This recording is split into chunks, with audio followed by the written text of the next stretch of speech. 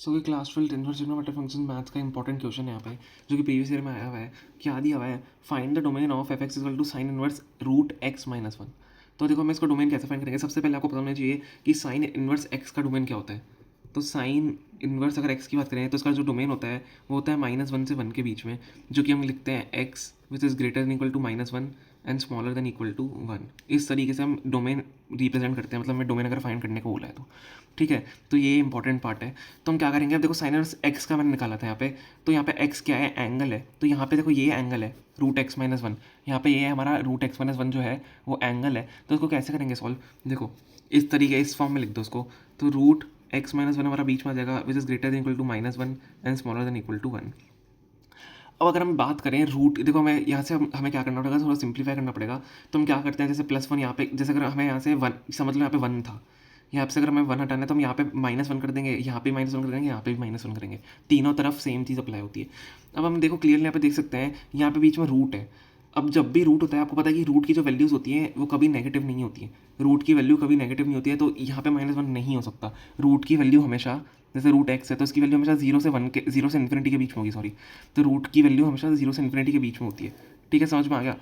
तो ये -1 हो ही नहीं सकती। तो हम यहाँ पे क्या करेंगे, 0 यहाँ पे शिफ्ट करेंगे। यहाँ पे -1 की जगह 0 रख देंगे, क्योंकि यहाँ पे वैल्यू हो ही नहीं सकती, -1 आ ही नहीं सकता। सिंपली सेम लिख देंगे x-1 smaller than equal to 1।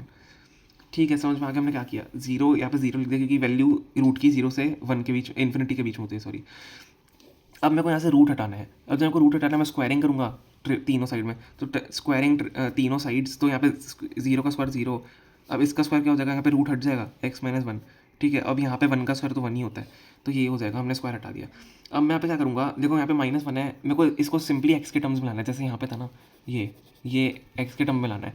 तो x यहाँ से अगर मेरे को यहाँ पे x रखना है, मेरे को -1 हटाना है, तो मैं यहाँ पे क्या करूँगा, +1 कर दूँगा।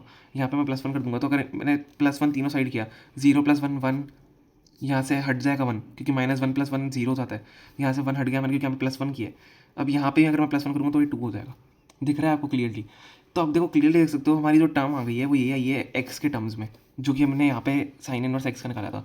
तो जब मैं एक्स के टर्म में ले आया हूँ तो हमको क्लियरली दिख रहा है मेरी डोमेन जो होगी वो ये होगी। अब देखो यहाँ पे -1 से 1 था, तो डोमेन क्या थी, -1 से 1। तो अब यहाँ पे क्या है, 1 से 2 है। तो जो हमारी डोमेन हो जाएगी वो क्या हो जाएगी, 1 से, सॉरी 1 से, मेरी हैंडराइटिंग यहाँ पे मार्क मत करना, 1 से 2 हो जाएगी। मैं एक बार वापस लिख देता हूँ, 1 से हमारी 2 हो जाएगी यहाँ पे डोमेन फाइनल आंसर। समझ में आ गया? सिंपली हमें एक्स के टर्म्स में लाना था इसको, जो हमने कर दिया है। ये सारी प्रॉपर्टीज़ आपको पता होनी चाहिए कि जैसे रूट एक्स है तो यहाँ पे -1 आ ही नहीं सकता। कुछ बच्चे फिर क्या कर देंगे मिस्टेक, यहाँ पे -1 रहेगा, तो -1 जब आप रूट करोगे तो वो तो 1 हो ही जाएगा, यहाँ पे भी 1 हो जाएगा। जब रूट, आप देखो मैंने यहाँ पे स्क्वायरिंग करा था ना, स्क्वायर जब मैं करूँगा यहाँ पे -1 है, तो -1 का स्क्वायर क्या होता है, 1 हो जाएगा, माइनस का साइन हट जाएगा। फिर आपको क्या करना होता है, +1 करना होता है। तो यहाँ से 2 से 2 आ जाती, 2 से 2 आ जाती, समझ रहे हो लिमिट? तो वो गलत हो जाती आपका डोमेन। तो ये 1 से 2 आपका यहाँ पे फाइनल आंसर होगा। Okay, thank you so much.